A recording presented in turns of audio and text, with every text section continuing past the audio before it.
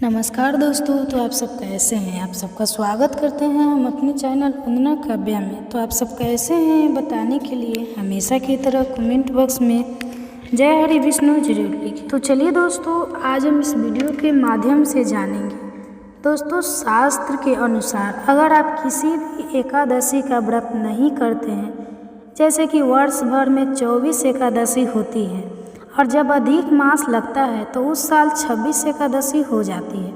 तो अगर आप इन सभी एकादशी का व्रत नहीं कर पाते हैं, किसी भी कारणवश और मात्र निर्जला एकादशी का व्रत कर लेते हैं, तो पूर्ण विधि विधान से तो विश्वास कीजिए, शास्त्रों में इस व्रत को इतना सर्वोत्तम माना गया है कि मात्र इस निर्जला एकादशी के व्रत से ही आपको वर्ष भर की संपूर्ण एकादशी का फल प्राप्त हो जाता है और इस दिन दान करने से करोड़ों गुना पुण्य फल की प्राप्ति होती है।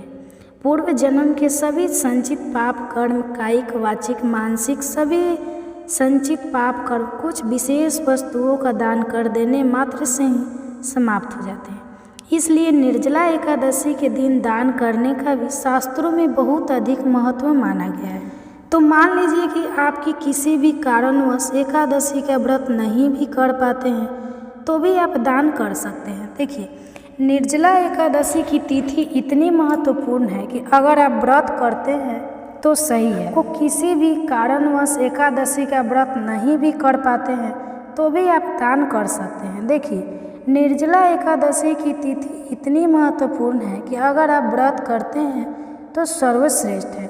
व्रत नहीं कर पाते हैं तो भी भगवान श्री विष्णु की पूजा आराधना कर सकते हैं, मंत्रों का जाप कर सकते हैं, दान कर सकते हैं, कुछ नियम पालन कर सकते हैं, कुछ न कुछ अवश्य कीजिए।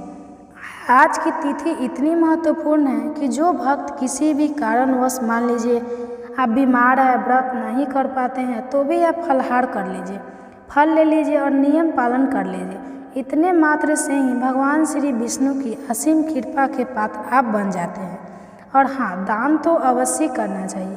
तो जो भक्त व्रत धारण करते हैं वो तो दान करते ही हैं, लेकिन जो भक्त व्रत नहीं कर पाते हैं उन्हें भी आज के दिन कुछ वस्तुओं का दान अवश्य करना चाहिए। तो आज की वीडियो में आप जानेंगे कि एकादशी के दिन, निर्जला एकादशी के दिन किन चीज़ों का दान करना चाहिए, किन चीज़ों का दान अवश्य करना चाहिए और कौन सी चीज़ें दान करने से किस फल की प्राप्ति होती है।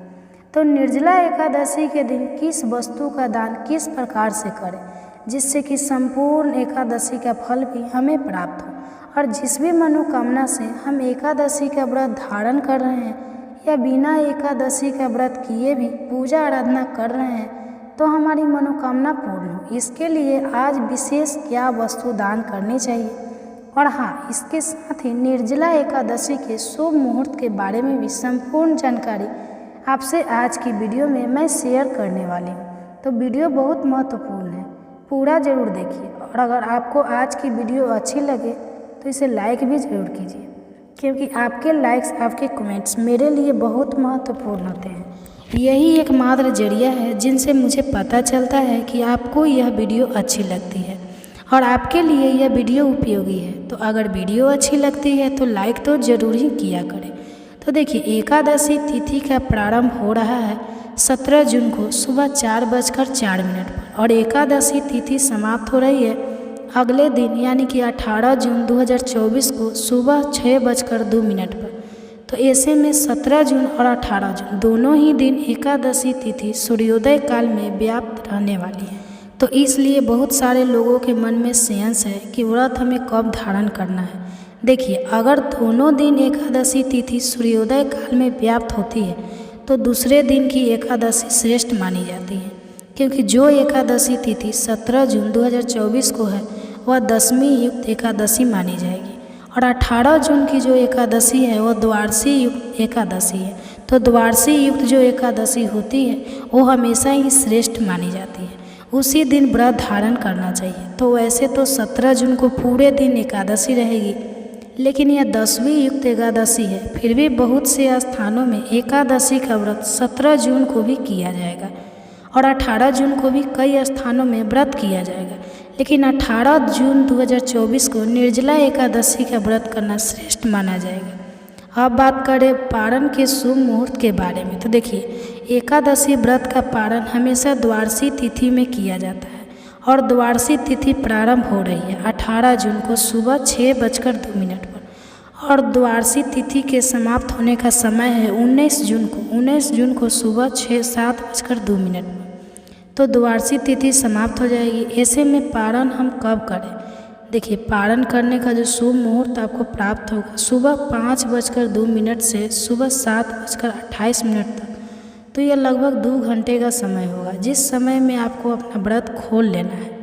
तो दोस्तों, निर्जला एकादशी का व्रत रखा जाता है बेहद गर्मी में, यानी कि जेठ मास में, जून के महीने में निर्जला एकादशी का व्रत आता है, जो कि काफ़ी गर्म समय होता है। तो इस गर्मी में निर्जल रहना एक तपस्या के समान है, इसलिए इस व्रत को इतना सर्वश्रेष्ठ माना गया है।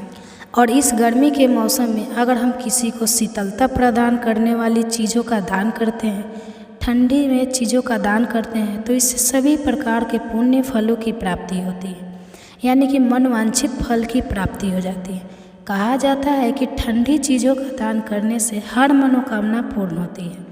तो भगवान विष्णु के आशीर्वाद से सुख समृद्धि भी प्राप्त होती है और मन की कोई अगर विशेष कामना हो तो वह भी पूर्ण हो जाती है।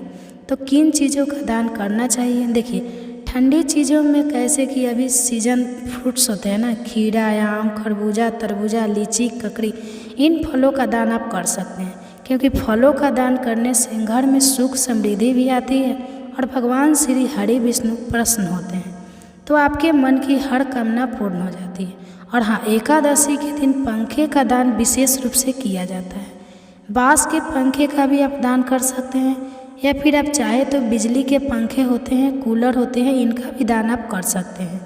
तो इन चीज़ों का दान आप अगर किसी ज़रूरतमंद को करते हैं, मतलब जिसके पास ये चीज़ें ना हो, उनको अगर आप इन चीज़ों का दान करते हैं, किसी के घर में पंखा नहीं है, गर्मी से कोई परेशान है, किसी के घर में कूलर नहीं है और वो लोग बहुत अधिक परेशानी में हैं, आप सामर्थ्यवान हैं कि आप दान कर सकते हैं, तो आपको निर्जला एकादशी के दिन इन चीज़ों का दान अवश्य करना चाहिए। कोई भी अगर मानसिक रूप से आपसे प्रसन्न होता है, जिसकी आत्मा को आप तृप्त करते हैं, उसके आत्मा से, उसके रोम से आपके लिए प्रार्थना निकलती है, आपके लिए दुआ निकलती है, आपको आशीर्वाद की प्राप्ति होती है और आपके जीवन में आने वाला तमाम कष्ट, तमाम परेशानियों से आपको मुक्ति मिल जाती है। तो पूर्व जन्म के या इस जन्म के जो भी संचित पाप कर्म होते हैं, जिसकी वजह से जीवन में परेशानियां बनी हुई है, वो समस्त पाप कर्म नष्ट हो जाते हैं और आपको सुख समृद्धि सौभाग्य की प्राप्ति होती है। और इसके अलावा आप चाहे तो पानी का प्याऊ लगा सकते हैं, मतलब राहगीरों के लिए ठंडे शरबत की व्यवस्था कर सकते हैं। इससे जो भी प्यासे होते हैं उनकी आत्माएं तृप्त होती है, तो उनका आशीर्वाद भी आपको प्राप्त होता है। किसी ब्राह्मण को खड़ाऊ का दान करने से या फिर जूते दान करने से, अखंड दान करने से या छाता दान करने से आपके जीवन में जो कष्ट है, जो परेशानी है, वह समाप्त होती है। और इसके अलावा आप चाहे तो वस्त्रों का दान कर सकते हैं, मतलब अपनी इच्छा के अनुसार वस्त्र का दान किसी ब्राह्मण को या किसी ज़रूरतमंद को कर सकते हैं। और आज के दिन पीले रंग के वस्त्र अगर आप किसी ब्राह्मण को दान करते हैं, किसी पुजारी को दान करते हैं, किसी मंदिर में, किसी धर्म स्थान में दान करते हैं, तो इससे आपको सुख समृद्धि और सौभाग्य की प्राप्ति होती है। मतलब किसी भी प्रकार की परेशानी आपके नौकरी में, व्यापार में आ रही है, तो आज आपको पीले रंग के वस्त्रों का, पीले रंग के फलों का दान जरूर करना चाहिए। और हाँ, ब्राह्मण को दान करते समय इस बात का ध्यान रखिए कि दान की सामग्री के साथ दक्षिणा स्वरूप कुछ पैसे अवश्य रखने चाहिए। निर्जला एकादशी के दिन अगर आप जल कलश का दान करते हैं, जल कलश मतलब जल से भरा हुआ पात्र आप तांबे का भी ले सकते हैं, मिट्टी का भी ले सकते हैं, चांदी का भी ले सकते हैं, जो भी आपके पास उपलब्ध हो। उस पात्र में आपको गंगा जल सबसे पहले डालना है, फिर आप शुद्ध जल से उस पात्र को भर लीजिए और उसे एक ढक्कन से ढक दीजिए या फिर किसी कपड़े से बांध दीजिए। कोई प्लेट आप उस पर रख सकते हैं, मतलब जल कलश को ढककर दान करना है। और जल कलश के साथ आपको शक्कर का भी दान करना है, क्योंकि मीठा शरबत हमें दान करना चाहिए, तो शक्कर का दान कर सकते हैं।